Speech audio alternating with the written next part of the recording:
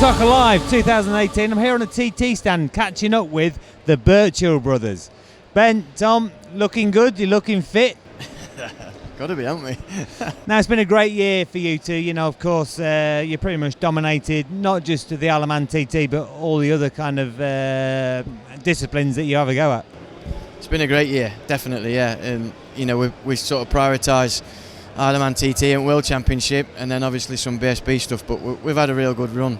World Championship tested us, you know, we had to dig deep for that, but it was great to take it to the last round with Tim Reeves, you know, a fellow competitor, and it were even better to beat him and bring it home. A fabulous TT, you know, it was great weather. We saw all the records go right across the field, you know, in every class. 119.2 lap record, but more importantly, you know, it's all about the winning. It is, yeah. You know, we've won TTs previously to that and not got near the lap record, and you know, everybody says, yeah, but you didn't get the lap record. So I think I once said it were like marshmallows on your chocolate, you know, and we managed to do that this year, and it was good. John pushed us hard, you know. First lap we were down and we had to dig deep, and we dug in, and what a fantastic TT for everyone. Conditions were perfect, and we managed to get that lap record as well as the win. Tom, you know, of course, another lap record winning TT 2018, but you know, for you it's the off season now, but you're already flat out building. You told me earlier, building chassis, doing various different things, you know, and it's a key point of your lifestyle, not just of course racing and being competitive, but developing the machines. Yeah, we're like the sole builders now for LCR chassis.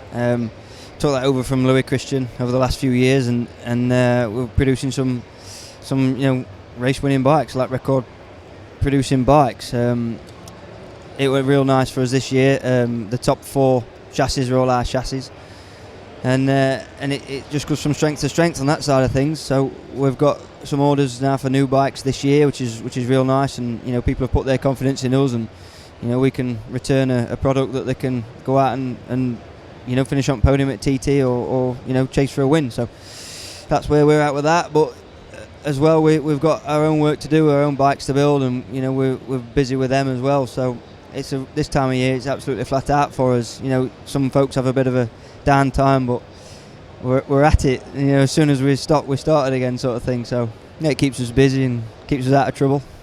You know, development-wise, you two are dominating the TT the last few years, doing a great job. Now, of course, you've got your own feedback. You talk between each other and talk about how you can improve anything on those machines.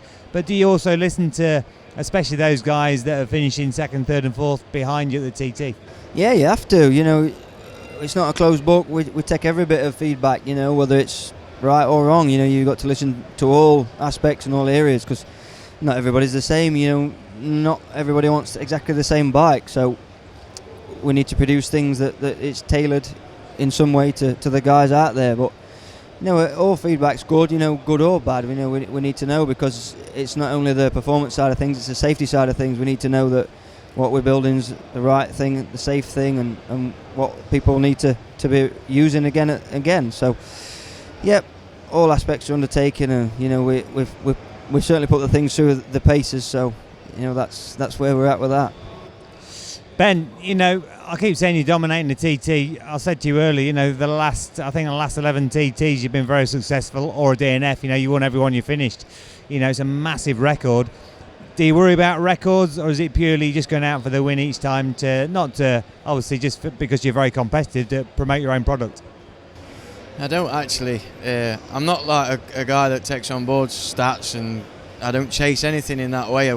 I just like to go there and do our best and see what we can get, and it's, you know, so far it's been really, really good to us, and our best's been good enough. But it's nice to, you know, to come to the show and to do this, and people remind you of what you've done. And I suppose we're that sort of getting towards that point in our career where it's nice to be able to say, yeah, we have done that, and we have, you know. And why shouldn't you be able to say it? It's been great. It's been good to us so far, and we're still enjoying it. We're still keen for it, and still got good ideas and places where we think we can improve. And however can you learn all of that place? You know, you can always go faster, I'm sure. So that's the aim. Now, of course, you've been wandering around here at the Motorcycle Live all day, and it's great to get that recognition that you fully deserve. But what about 2019? What's happening? Well, I'm like you was, like any racer, is you're on tenterhooks. You wanna go again, and you wanna get going and make sure you've still got what you need to be competitive and to win. So we've got some good plans. We're going to try and change the World Championship bike quite a bit. We need to find a bit more from that, and we've got some good ideas for TT bike. But with TT, always a bit cautious not to do anything too drastic that you can't sort of revert back to your old coat and slippers that goes well. So yeah, little bits that we can move on and hopefully pass on to the bikes that we build. Obviously, anything that was good last year is on the new bikes, and we've got, as Tom said, we've got orders for some new bikes, and they'll get that. So yeah, it's good. It's all going. I know you dabble with some new passengers this year. Are you going to keep the same passenger for next year, or? I don't know really. I was enthralled by the positive feedback that I had from that other passenger and the performance of it. But no, seriously, for me it was a great experience to go on a TT course. Luckily the outfit wasn't running quite right, so you couldn't go ultimately too quick. And believe me, that was fast enough for the first time. It must be an incredible thing, for a new parent to go and kind of have a go at the TT for the first time. It is, and joking aside, you did great. It's not an easy thing. Maybe people think you can just jump on and sit in there, but it's a long lap, and it's something that you'd not experienced before and weren't really ready for. But I think what it also did was impress on people what a job he does, and has to do. And the rear-facing camera on him this year were really good, and I didn't know that he did that, because I never see him or turn around and watch him, or and it's like, it is incredible what the passengers do, and without him we can't do it. And without a guy that can do what he can do, you can't reach them speeds, no matter how brave or talented I am. Let's say you need that pairing to make the whole thing do the job. I think of years gone by, the general public have looked at the Sidecar boys as kind of beer drinking, very sociable drivers and passengers. But one thing that opened my eye, I still look after myself now, can keep fit after retiring from competition, but I did one lap and was tired out. My legs, I struggled to stand up when I got out. I know it's a different discipline, but you do 4 laps solid without stopping, nothing, you just crack straight on.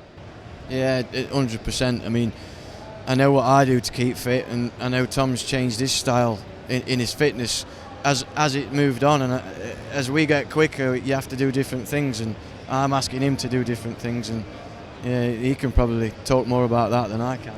What is it, Tom? What kind of training do you have to, as a passenger? Just from somebody on the outside looking in, it looks quite simple, really. You just jump around a little bit from side to side, but I found it so physical, especially on my legs. Yeah, I suppose, like anything, a few years into it, your body conditions to it, and that, I think that's key to it. It's not like anything else you could ever sort of recreate. So I sort of looked in different areas, and you need to be really supple. You need to be able to manage your own body weight, really proficiently. I think that's key to it. If you can do any sort of bodyweight exercise comfortably, you can move around a bike nicely. But like I say, you've got to stay supple. You need to be able to recover quick. You can go through a section where you take such a pounding on your chest, through some areas, it just knocks the wind out of you.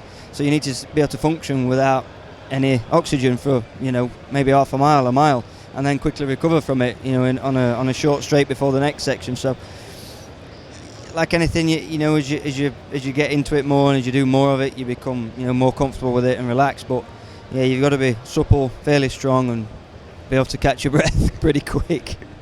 But just going back to what you did, mate, it was absolutely awesome job. It was great to see.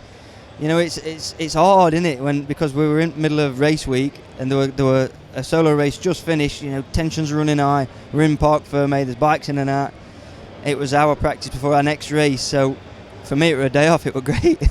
Somebody else could take the pressure. But you stepped up to the job, mate, and did a But in all fairness, Green Light TV said to me, what would you rather do, drive or passenger? I said, well, I'd like to do the hard job, passenger, obviously. Oh, well, thanks very much, pal. Hey, best of luck, guys. Not just for the wins, obviously 2019 TT. Spot on.